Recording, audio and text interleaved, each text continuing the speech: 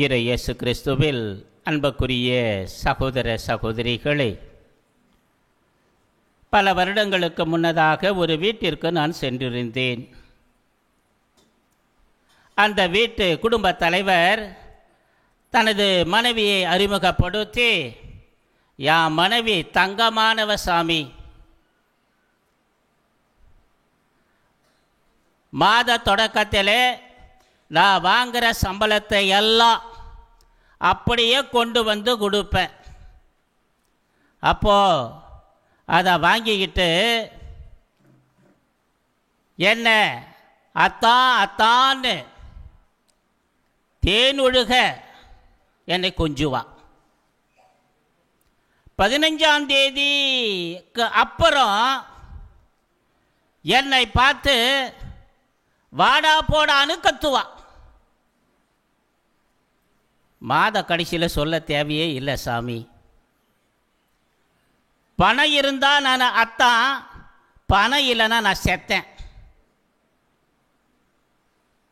இன்றைய உலகமானது மனிதர்களை எப்படி தீர்ப்பிடுகிறது என்று பாருங்கள். அவர்களது செயலை வைத்து அல்ல, மாறாக பணம் இருந்தால் அவர்களுக்கு மரியாதை, பணம் இல்லை என்றால் மரியாதை கிடையாது. நன்னூல் சூத்திரத்தில் பார்க்குறோம், நம்ம மிக அழகாக சொல்லப்படுகிறது.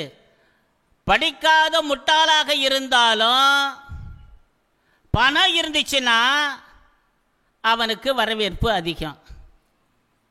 பணம் அவன்கிட்ட இல்லை அப்படின்னா அம்மாவாக இருந்தாலும் சரி, தாயாக இருந்தாலும் சரி, தாரமாக இருந்தாலும் சரி, அவனை ஏற்றுக்கொள்வது கிடையாது, அவனது சொல்லுக்கு மரியாதை கொடுப்பதும் கிடையாது அப்படின்னு நான் சொல்லல, நன்னூல் சொல்லுகிறது. ஆனால் இன்றைய நற்செய்தியில் பார்த்தோம் அப்படின்னா, இறைமகன் இயேசு ஏழைகளே நீங்கள் பேறு பெற்றோர் என்று சொல்லுகிறது, பணக்காரர்களே நீங்கள் சபிக்கப்பட்டோர் என்று சொல்லுகிறது. ஆனால் இது இந்த உலக நடைமுறைக்கு ஒத்து வராத ஒரு செயலாக இருப்பதை நம்மால் பார்க்க முடிகிறது. எனவே தான் இறைமகன் இயேசு சொல்றாரு, நீங்கள் கடவுளுக்கும் செல்வத்திற்கும் பணிவிடை செய்ய முடியாது என்று லூக்கா 15ஆம் அதிகாரத்தில் சொல்லப்படுது. ஏன் அப்படின்னு பார்க்கிறப்போ, பரிசேயர்கள் இயேசுடைய இந்த கூற்றை பார்த்து அவரை ஏளனம் செய்கிறார்கள். எனவே அன்புக்குரியவர்களே, இன்றைய உலகத்தினுடைய தாரக மந்திரம் என்னவென்று பார்க்கின்ற பொழுது, உலகமயமாக்குதல், தாராளமயமாக்குதல், நவீனமயமாக்குதல். ஆனால் இயேசுடைய தாரக மந்திரம் என்ன? விசுவாசம், நம்பிக்கை, அன்பு. எந்த உலகம் சொல்லுகின்றது போல நாம் நடந்தோம் என்றால் நமக்கு என்ன கிடைக்கும்? அழியக்கூடிய வாழ்வு கிடைக்கும். ஆனால் இறைமகன் இயேசு சொல்லுவதை போன்று நடந்தோம் என்றால் நமக்கு நிலை வாழ்வு கிடைக்கும். உலகம் சொல்றதை கேட்டு நடந்தோம்னா நிலையற்ற வாழ்வு. கடவுள் சொல்லுவதை கேட்டு வாழ்ந்தோம் என்றால் நிலையான வாழ்வு, நிறை வாழ்வு நமக்கு கிடைக்கும். அன்புக்குரியவர்களை, அப்படின்னா நம்ம உழைக்கக்கூடாதா, சம்பாதிக்கக்கூடாதா அப்படின்னு கேள்வி உங்களுக்கு எழலாம். பணம் தேவைதான், அதில் எந்த மாற்று கருத்தும் இல்லை. பணத்தின் மீது பேராசை இருக்கக்கூடாது. பணத்தையே கடவுளாக நாம் நினைத்து பணம் பணம் பணம் பணம் அப்படின்னு சொல்லிட்டு அதிலேயே நாம் மூழ்கி விட்டோம் என்றால் என்ன நடக்கும் அப்படின்னா, கடவுள் மீது நமக்கு நம்பிக்கை இருக்காது. கோயிலுக்கு வரமாட்டோம், திருப்பலியில் முழுமையாக பங்கெடுக்க மாட்டோம், திருவருட்சாதனங்களில் முழுமையாக பங்கெடுக்க மாட்டோம். அதனுடைய விளைவு நம்முடைய ஒட்டுமொத்த வாழ்வை அழிந்து போய்விடும். அன்புக்குரியவர்களே, எனவே தான் இன்றைய நற்செய்தி வாசகத்திலும் சரி, இன்றைய முதல் வாசகத்தில் எரேமியா தீர்க்கதரிசி என்ன சொல்றாரு?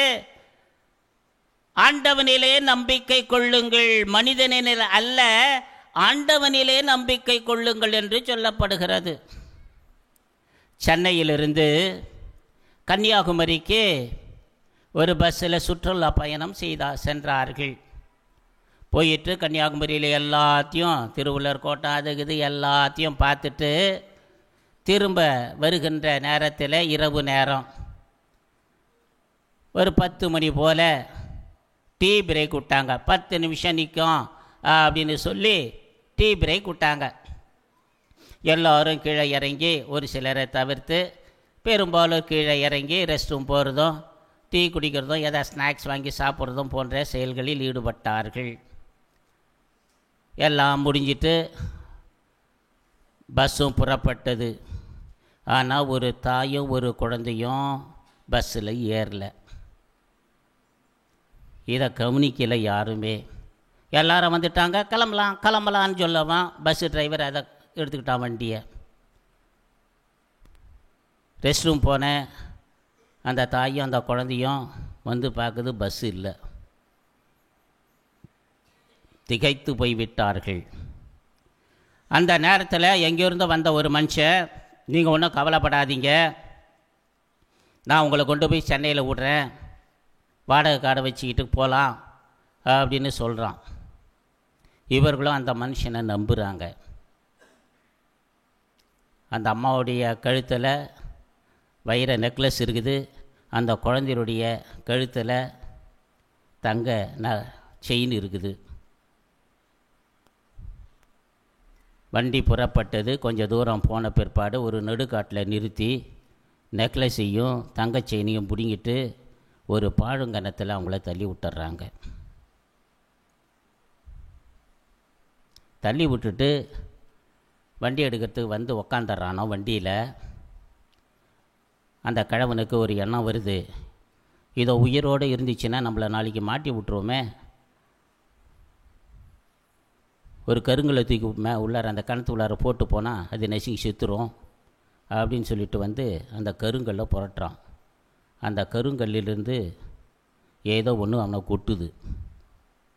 பயந்தடிச்சு அப்படியே விட்டுட்டு ஒடியாரான். இந்த டிரைவரோ காரை எடுத்துட்றான்.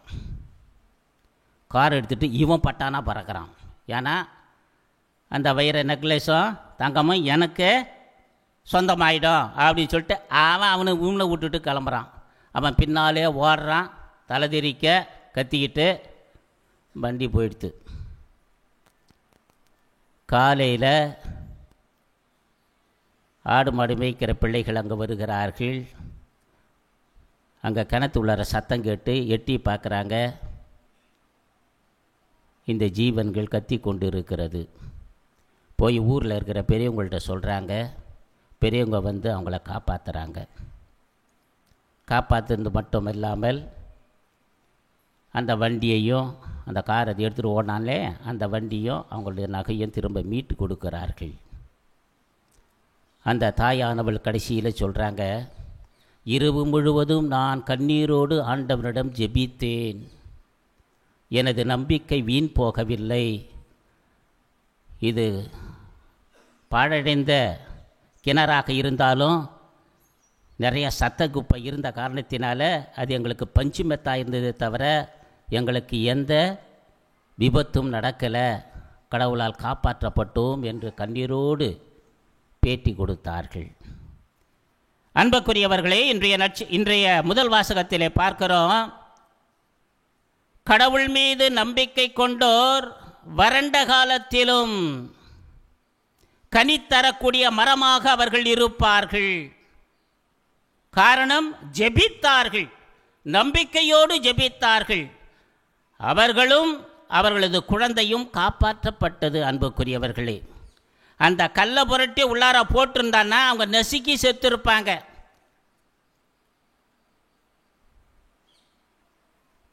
எனவே அன்புக்குரியவர்களே, இன்று நீங்கள் பேறு பெற்றவர்கள். ஏனெனில் கடவுளை தேடி ஓடி வந்திருக்கிறீர்கள்,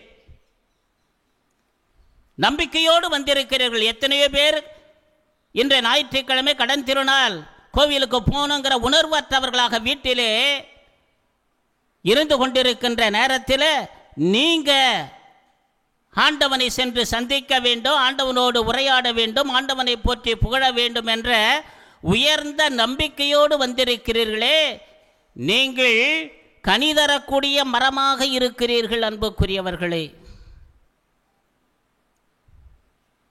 எனவே கிறிஸ்துவில் அன்பிலே நிலைத்திருக்கின்ற நீங்கள் என்றுமே ஆண்டவனுக்கு ஏற்புடைய வாழ்க்கை, உன்னதமான வாழ்க்கை வாழ வேண்டும் என்றால் ஆண்டவனிலே நம்பிக்கை மட்டும் கொண்டால் பற்றாது, மாறாக ஆண்டவனுக்கு முதலிடம் கொடுத்து வாழ வேண்டும் அன்புக்குரியவர்களே. மற்ற அனைத்தும் நமக்கு தேவைதான், ஆனால் ஆண்டவனுக்கு முதலிடம் கொடுத்து வாழ வேண்டும்.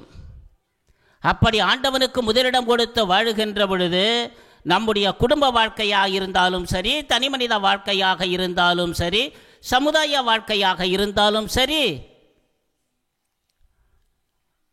அது குன்றின் மேலிட்ட விளக்காக நீங்கள் ஒளி விளக்காக திகழுங்குவீர்கள். அப்படிப்பட்ட ஒரு மேலான நிலையை ஆண்டவன் உங்கள் ஒவ்வொருவருக்கும் தர வேண்டும். உங்களையும் உங்களது குடும்பத்தாரையும் உங்களது பிள்ளைகளையும் சிறப்பான விதத்தில் ஆசீர்வதித்து வழிநடத்த வேண்டுமாய் இந்த தருணத்திலே இறைவனை பார்த்து மன்றாடுவோம். புனித பெண்ணாகிய அன்னை உங்கள் ஒவ்வொருவரையும் நிறைவாக ஆசீர்வதிப்பாளாக. ஆமீன்.